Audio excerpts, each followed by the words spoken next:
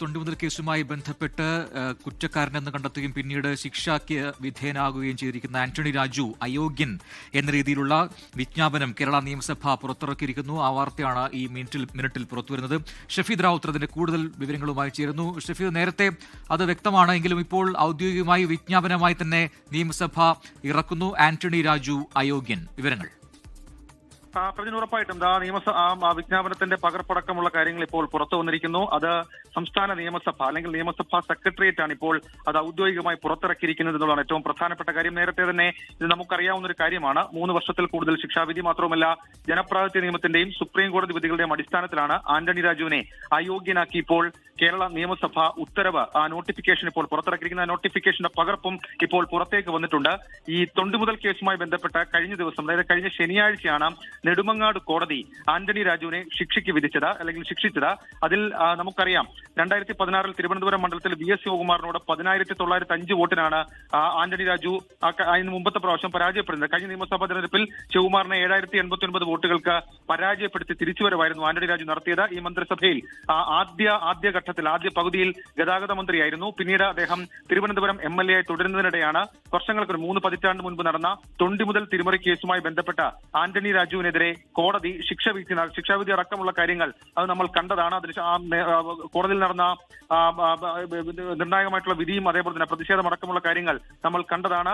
3 വർഷത്തെ തടവ് ശിക്ഷയായിരുന്നു നെടുമങ്ങാട് കോടതി ആന്റണി രാജുവിന് വിധിച്ചത്. അദ്ദേഹത്തിനൊപ്പം 1-ാം പ്രതിയായിരുന്ന കൂട്ടുപ്രതി KS ജോസും ഇക്കാര്യത്തിൽ സമാന ശിക്ഷ വിധിച്ചിരുന്നു. നെടുമങ്ങാട് മജിസ്ട്രേറ്റ് കോടതിയാണ് ശിക്ഷ വിധിച്ചത്. ഈ തൊണ്ടിമുതലിൽ കൃത്രിമത്വം കാട്ടി എന്നുള്ള കേസിലാണ് ആന്റണി രാജുവിനെതിരെ കോടതി ശിക്ഷ വിധിച്ചത്. ഇതോടുകൂടിയാണ് അദ്ദേഹത്തിന് നിയമസഭാ MLA എന്നുള്ള സ്ഥാനമടക്കമുള്ള കാര്യങ്ങൾ ഇപ്പോൾ നഷ്ടമായത്. ഇത് സംബന്ധിച്ചിട്ടുള്ള ഉത്തരവാണ് ഇപ്പോൾ കേരള നിയമസഭ പുറത്തിറക്കിയിട്ടുള്ളത്. പ്രജിൽ, സ്വാഭാവികം ഷഫീദ്, അവിടെ തിരുവനന്തപുരത്ത് ഇനിയിപ്പോൾ എന്താണ് അവിടെ ഒരു ഒഴിവുണ്ട് എന്ന കാര്യം അതുകൂടി മുഖ്യ തെരഞ്ഞെടുപ്പ് ഓഫീസറെ അറിയിച്ചിട്ടുണ്ട്. അതുകൂടി ഈ നടപടിക്രമങ്ങളുടെ ഭാഗമാണ്. പക്ഷേ എല്ലാവരും ചോദിക്കുന്ന ഒരു ചോദ്യം ഉപതെരഞ്ഞെടുപ്പ് ഉണ്ടാകുമോ എന്നാണ്. സ്വാഭാവികമായിട്ടും നിയമസഭാ തെരഞ്ഞെടുപ്പ് അടുത്തിരിക്കുമ്പോൾ അതിന് സാധ്യതയില്ല എന്ന വിലയിരുത്തലൊക്കെ ഉണ്ട്. അപ്പോൾ അത് നടപടിക്രമങ്ങളുടെ ഭാഗമായി അറിയിക്കുന്നു എന്നാണോ?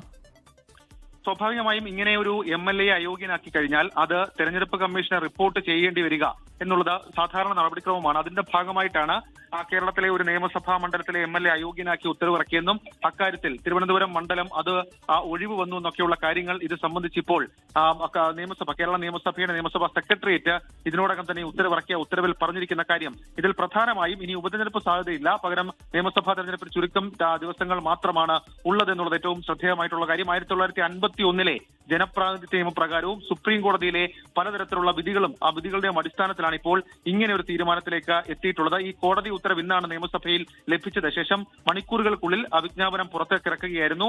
6 വർഷത്തേക്ക് തെരഞ്ഞെടുപ്പിൽ മത്സരിക്കാനും കഴിയില്ല എന്നുള്ളതാണ് ഏറ്റവും ശ്രദ്ധേയമായിട്ടുള്ള കാര്യം. 1990 ഏപ്രിൽ 4-ന് തിരുവനന്തപുരം വിമാനത്താവളത്തിൽ അടിവസ്ത്രത്തിൽ ഒളിപ്പിച്ച് 2 പാക്കറ്റ് ലഹരിമരുന്നുമായി എത്തിയ ഓസ്ട്രേലിയൻ പൗരൻ ആൻഡ്രൂ സാൽവദോറിനെ രക്ഷിക്കാൻ തൊണ്ടിമുതലായ അടിവസ്ത്രം മാറ്റിയതായിരുന്നു കേസിനാസ്പദമായ സംഭവം.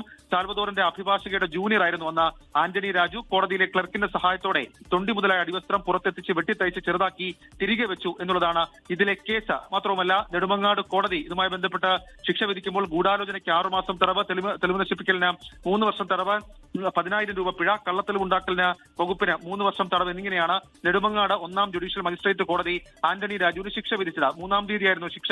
ഇന്നലെ ഞായറാഴ്ച ആയതുകൊണ്ട് മാത്രമാണ് നടപടിക്രമം വൈകിയത്, വിജ്ഞാപനം ഇറങ്ങാൻ വൈകിയത് എന്നുള്ളതാണ് ഏറ്റവും പ്രധാനപ്പെട്ട കാര്യം. ഏതായാലും അല്പസമയം മുൻപാണ് നിയമസഭ ഔദ്യോഗികമായി തന്നെ ആ വിജ്ഞാപനം പുറത്തിറക്കിയിരിക്കുന്നത്. ആ വിജ്ഞാപനത്തിൽ പറയുന്നത് 15-ാം കേരള നിയമസഭയിലെ 134 തിരുവനന്തപുരം നിയോജകമണ്ഡലത്തിൽ തിരഞ്ഞെടുക്കപ്പെട്ട അംഗമായ ശ്രീ ആന്റണി രാജുവിനെ ഈ കേസ് പറയുന്നുണ്ട്. അതേപോലെ തന്നെ 3 വർഷം സാധാരണ തടവ് ശിക്ഷയ്ക്ക് വിധിച്ചിരിക്കുന്നു. 1951 ജനപ്രാതിനിധ്യ നിയമത്തിന്റെയും ബന്ധപ്പെട്ട സുപ്രീം കോടതി വിധികളുടെയും അടിസ്ഥാനത്തിൽ ആന്റണി രാജുവിനെ നിയമസഭാംഗമായിരിക്കാൻ അയോഗ്യനായ സാഹചര്യത്തിൽ കേരള നിയമസഭയിലെ തിരുവനന്തപുരം സീറ്റ് 2026 ജനുവരി 3-ാം തീയതി മുതൽ ഒഴിവ് വന്നിട്ടുണ്ട് എന്നുള്ളതാണ് ആ വിജ്ഞാപനത്തിൽ പറഞ്ഞിരിക്കുന്ന കാര്യം. ഏതായാലും വളരെ പ്രധാനപ്പെട്ടതാണ്. മാത്രവുമല്ല, ഒരു നിയമസഭാ തെരഞ്ഞെടുപ്പ് വരാനിരിക്കെ ഈ ആന്റണി രാജുവിന്റെ ഇങ്ങനെയുള്ള ഒരു മടക്കം അതല്ലെങ്കിൽ ഒരു പടിയിറക്കം അത് സ്വാഭാവികമായും രാഷ്ട്രീയമായി ചർച്ചയാകും. ഇതിനോടകം തന്നെ പ്രതിപക്ഷം അത് രാഷ്ട്രീയമായി ചർച്ചയാക്കിയിട്ടുണ്ട്. ആന്റണി രാജു അപ്പീൽ നൽകിയിട്ടുണ്ട്. ആന്റണി രാജു ജാമ്യത്തിലാണ് നിലവിൽ ഇപ്പോൾ ഉള്ളത്.